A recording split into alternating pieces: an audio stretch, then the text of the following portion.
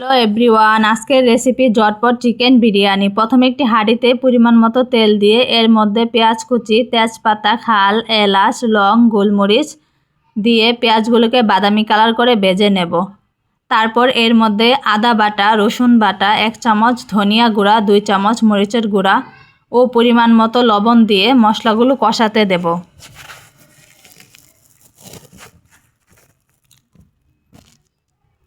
কষানো হয়ে গেলে এর মধ্যে মাংস, বিরিয়ানি মশলা,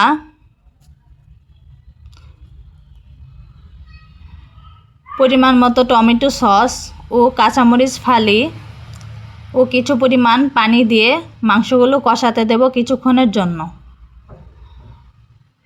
মাংস কষানো হয়ে গেলে এর মধ্যে আগে থেকে ধুয়ে রাখা চাল, গরুর দুধ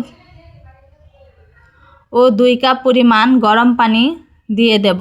তারপর আগে থেকে ভেজে রাখা আলু দিয়ে দমে রেখে দেব আধ ঘন্টার জন্য।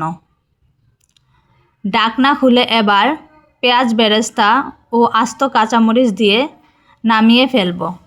ব্যাস, তৈরি হয়ে গেল মজাদার চিকেন বিরিয়ানি।